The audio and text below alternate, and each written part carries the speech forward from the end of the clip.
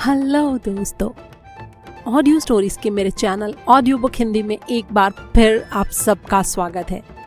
मैं हूं नीलिमा और मैं लेकर आई हूं आपके लिए कुछ प्यार भरी खट्टी मीठी कहानियां।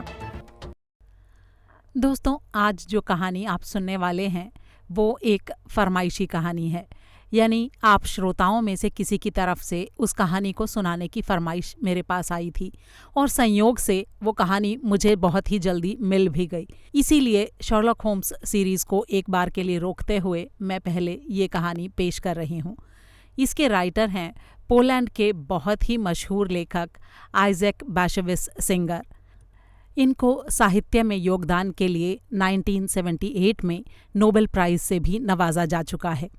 कहानी का नाम है द नीडल्स और हिंदी में इसका अनुवाद किया है सुश्री ममता जोशी ने। कहानी की पृष्ठभूमि दूसरे विश्व युद्ध के आसपास की है और इसमें इस बात का बहुत ही खूबसूरत चित्रण किया गया है कि किस तरह सुई की मदद से एक माँ अपने बेटे के लिए लड़की ढूंढती है। तो आइए कहानी शुरू करते हैं। The needles. आजकल के ज़माने में सारी शादियाँ प्यार के माध्यम से ही तय होती हैं।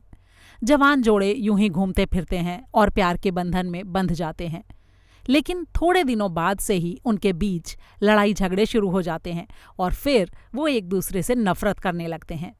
मेरे टाइम में तो माता पिता और शादी तय करने वाले बिचौलियों के निर्णय पर ही भरोसा किया जाता था। मैंने भी तो अपने टोडी को शादी के बाद ही देखा था।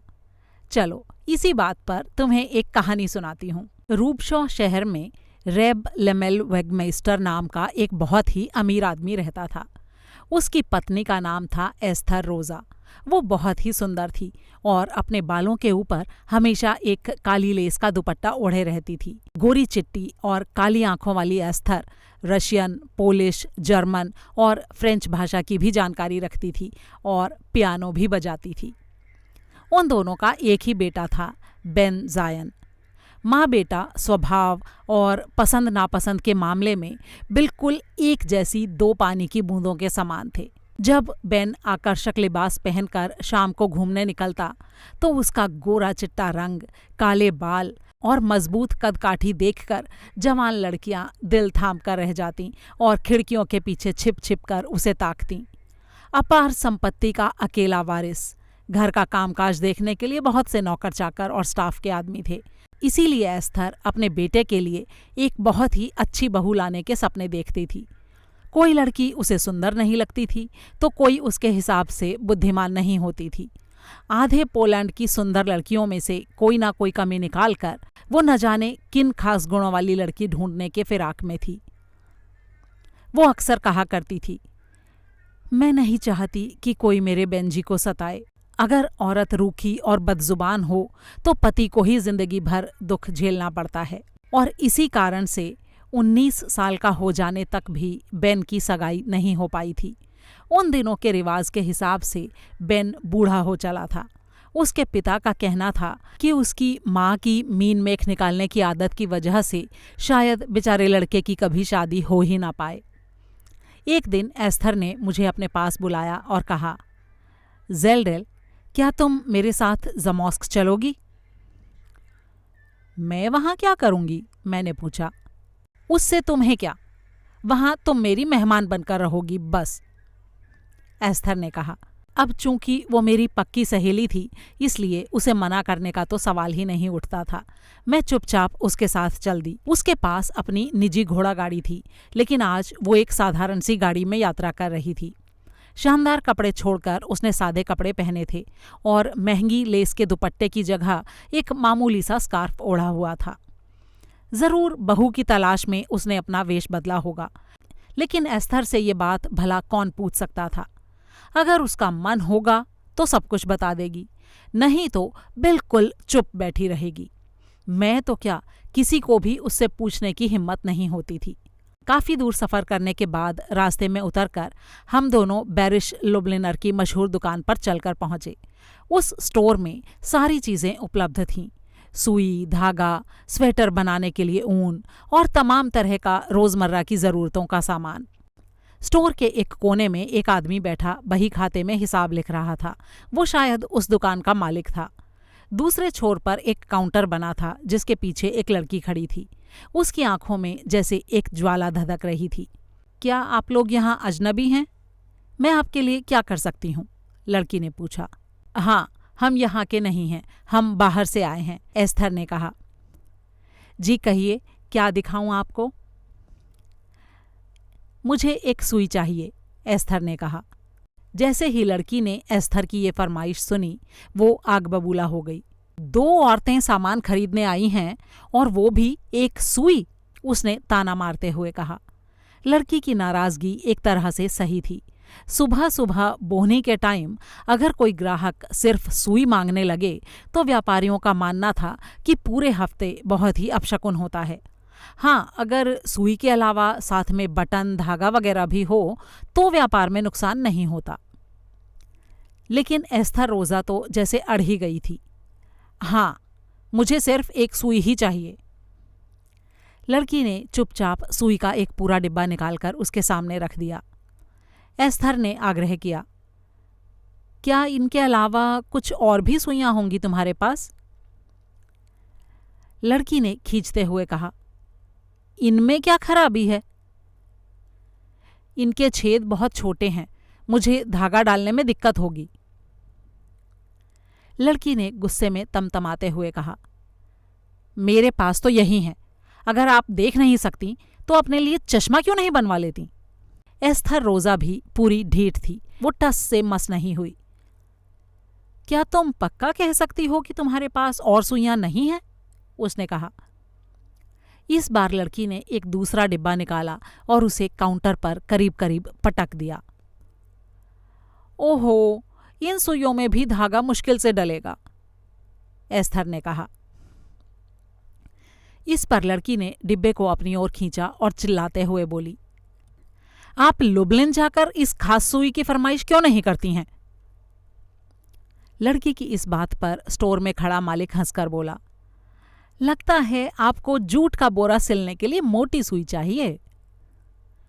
लड़की ने चिल्लाते हुए कहा, जरा इनकी हिम्मत तो देखिए सर, धेले भर की चीज के लिए कितना नखरा दिखा रही हैं। पता नहीं ऐसे ऐसे लोग कहां से आ जाते हैं। एस्थर रोज़ा ने लड़की को परख लिया था।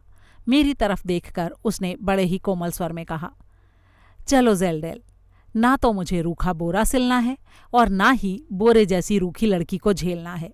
चलते समय लड़की ने पीछे से जोर से कहा, पता नहीं सुबह सुबह कैसे गंवार आ जाते हैं, अच्छा हुआ मुक्ति मिली।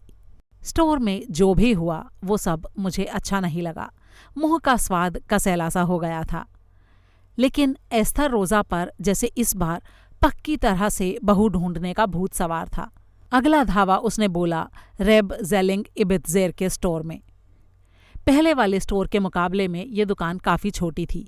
यहाँ भी एक लड़की काउंटर के पीछे खड़ी थी, लाल लाल बाल, हरी आंखों वाली, प्यारी सी, लेकिन उसके चेहरे पर कई धब्बे थे, छोटे बड़े कई तिल। एस्थर रोज़ा ने उससे भी वही सवाल करने शुरू किए, क्या आपके यहाँ सुई मिलेगी? लड़की ने बड़े ही कोमल स्वर में जवाब दिया, जी हाँ, ज़रूर मिलेगी, हम सारी तरह की चीज़ें बेचते हैं। मुझे बड़े छेद वाली सुई चाहिए क्योंकि मुझे साफ दिखाई नहीं देता है, एस्थर ने कहा। कोई बात नहीं मैम, मैं आपको सारी तरह की सुइयां दिखा देती हूँ, आपको जो ठीक लगे वो ले लीजिएगा। एक चोर की तरह मेरा दिल धड़क रहा था। लड़की एक साथ 10 डिब्बे लेकर आई और बोली, अरे आप खड़ी क्यों हैं? ये स्टूल लीजिए और प्लीज़ बैठ जाइए, बैठकर आराम से अपनी पसंद की सुई छांट लीजिए। एस्थर ने बात को आगे बढ़ाते हुए कहा, ये क्या है, डिब्बे में सारी सुइयां तो मिली जुली रखी हैं, अब मैं अपने हिसाब से सुई कैसे छांटूं? मैं जानती थी कि एस्थर इस लड़की के भी सब्र का इम्तिहान ले रही थी। लड़की ने उसी मुलायम स्वर में कहा, जी, जब कारखाने से सुइयां आती हैं तो अलग अलग होती हैं, लेकिन ग्राहकों को दिखाने में सब धीरे धीरे मिल जाती हैं। यहाँ बहुत अंधेरा है, मुझे ठीक से नज़र नहीं आ रहा है। एस्थर ने फिर से एक नुक्स निकाला। जी कोई बात नहीं, लाइए, मैं आपका स्टूल रोशनी की तरफ रख देती हूँ, लड़की ने बिना किसी झुंझलाहट के कहा। कौड़ी के मोल की सुई के लिए तुम इतनी मेहनत क्यों कर रही हो? एस्थर ने बड़े ही कड़वे स्वर में कहा। लड़की ने जवाब में कहा, देखिए, चाहे सामान कौड़ी के मोल का हो या लाखों का, उसूल एक ही होना चाहिए, यानी कि ग्राहक की खुशी सबसे ऊपर होनी चाहिए। अब देखिए ना, आज आप एक सुई के लिए आई हैं, कल शायद आप महंगा सैटिन का कपड़ा खरीदने आ जाएं। अच्छा, अगर ऐसी बात है तो बैरिश लोब्लिनर के स्टोर के मुकाबले यहाँ तो ग्राहक दिखाई नहीं देते, वहाँ तो हर टाइम भीड़ लगी रहती है। एस्थर ने जानबूझकर दिल दुखाने वाली बात कही। लड़की अब थोड़ी गंभीर हो गई। मुझे लगा कि एस्थर हद से ज्यादा रुखाई से पेश आ रही थी, लेकिन लड़की ने उसी शांत भाव से उत्तर दिया, ये सब कुछ तो ईश्वर की कृपा से होता है मैम। एस्थर अपना स्टूल उठाने के लिए आगे बढ़ी। नहीं नहीं, रहने दीजिए, मैं रख दूंगी, आप तकलीफ मत कीजिए, लड़की ने कहा। एस्थर ने लड़की को रोक लिया और कहा, जरा रुको, मैं तुमसे कुछ कहना चाहती हूँ। अब लड़की वाकई घबरा गई और स्टूल पर बैठते हुए बोली, जी, आप क्या कहना चाहती हैं? मैं तुम्हें अपनी बहू बनाना चाहती हूँ। लड़की का रंग खड़िया की तरह सफ़ेद हो गया। वो घबराए स्वर में बोली, मैं कुछ समझी नहीं। एस्थर ने बड़े ही प्यार से कहा, तुम मेरी बहू बनोगी। मैं रूबशॉ के मशहूर रेब लेमेल वेगमेस्टर की पत्नी हूँ और मैं यहाँ सुई ढूंढने नहीं बल्कि अपने इकलौते बेटे के लिए बहू ढूंढने आई थी। अभी अभी रेब बैरिश की जो लड़की मैंने देखी वो बहुत ही असभ्य और खुरदुरे पायदान जैसी थी, लेकिन तुम रेशम जैसी कोमल हो। तुम ही मेरे बेंजी की बहू बनोगी। अपना सिर नीचे करो बेटी, मैं तुम्हें ये हार पहनाना चाहती हूँ। ये तुम्हारी सगाई की निशानी है। जब लड़की के माता पिता को इस बात की खबर मिली तो वो भागते हुए स्टोर में आए। पूरे वातावरण में बधाई और खुशी के संदेश गूंजने लगे। किसी ने रेब बैरिश वाली लड़की इट्टी को भी सगाई का संदेश दिया। सारी बात जानकर वो दुख के मारे फूट फूट कर रो पड़ी।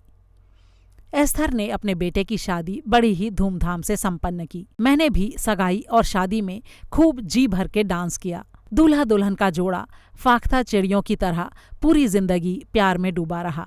1 साल बाद उनके घर में एक सुंदर संतान का जन्म हुआ। एस्थर रोजा का चुनाव 100% सही निकला था। और अब मैं आपको बताऊं कि उस दूसरी लड़की इट्टी का क्या हुआ। किस्मत जब खराब होती है ना तो सब कुछ उल्टा पुल्टा होता जाता है। जिस दिन से इट्टी को पता चला कि एस्थर रोजा ने उसे सुई की वजह से छोड़ दिया था, उस दिन से वो लगातार गहरे सदमे में आ गई थी। उसने ग्राहकों को सामान बेचना छोड़ दिया। वो दिन रात उस बात को याद करके रोती रहती। शादी तय करने वाले बिचौलिए उसके लिए कई प्रस्ताव लेकर आए, लेकिन वो हर बार इनकार कर देती। स्टोर में उसकी दिलचस्पी खत्म हो जाने से व्यापार में उनको भारी घाटा हुआ। कुछ साल ऐसे ही डिप्रेशन में बिताने के बाद उसने लुब्लिन के एक तलाकशुदा आदमी से शादी कर ली, लेकिन उसके कोई बच्चे भी नहीं हुए। जीवन के सारे दुर्भाग्यों को वो एस्थर रोजा की बहू फ्रीडा गिटेल के मत्थे मढ़कर सारा दिन उसे कोसती रहती और मानसिक परेशानियों के चलते नीम हकीम और वैद्यों के अलावा डॉक्टरों के पास भी भागती रहती। एक दिन कपड़ा सीने के दौरान सुई में धागा डालने के लिए उसने सुई को अपने मुंह में दबाया। उसी वक्त उसे अपने गले में एक चुभन सी महसूस हुई और उसने पाया कि सुई उसके मुंह से गायब हो चुकी थी। कहा जाता है कि अगर सुई शरीर में चली जाए तो रक्त के प्रवाह के साथ पूरे शरीर में घूमती रहती है। इट्टी दिन रात चिल्लाती रहती। उसे ऐसे लगता जैसे उसके शरीर के अलग अलग हिस्सों में वो सुई चुभ रही है। कोई कहता कि उसकी अंतरात्मा उसे कचोटती है, कोई कहता उसके बुरे कर्मों का फल है। बहुत कष्ट सहने के बाद आखिरकार वो वियना गई, जहाँ के एक नामी सर्जन ने सर्जरी करके उसकी सुई निकाल दी और प्रूफ के रूप में उसे सुई को दिखाया भी। अब सच में सुई निकली थी या नहीं ये तो मैं नहीं कह सकती, क्योंकि मैं वहाँ पर मौजूद नहीं थी, लेकिन इस बात का प्रभाव काफ़ी अच्छा पड़ा। इट्टी मानसिक रूप से ठीक हो गई। वापस आकर वो पहले जैसे स्वस्थ हो गई, लेकिन वो कभी माँ नहीं बन सकी। उसके माता पिता गुजर गए और व्यापार पूरी तरह ठप्प हो गया। उसने फिर से स्टोर खोला और कड़ी मेहनत के बाद वो अपनी खोई हुई प्रतिष्ठा लौटाने में आखिरकार सफल हुई।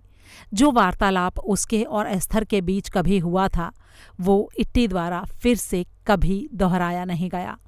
जो भी उसके स्टोर में आता वो चाहे कितने भी कम दाम का सामान खरीदता, इट्टी हमेशा उससे विनम्रता से बात करती और उसे बैठने के लिए कुर्सी ज़रूर देती थी। एक सुई ने कैसे कितने सारे लोगों की किस्मत बदल दी। दिखने में तो बहुत छोटी सी चीज़ थी, लेकिन ये सुई बड़े ही कमाल की थी। दोस्तों, ये कहानी आपको कैसी लगी, इसके बारे में अपनी राय मेरे साथ शेयर करना बिल्कुल ना भूलें। अगर कहानी आपको अच्छी लगी तो इसे ज़्यादा से ज़्यादा शेयर करें, और अगर आपने चैनल को अभी तक सब्सक्राइब नहीं किया है तो प्लीज़ इसे सब्सक्राइब करें। जल्दी ही एक और कहानी के साथ फिर मुलाकात होगी। तब तक के लिए अलविदा।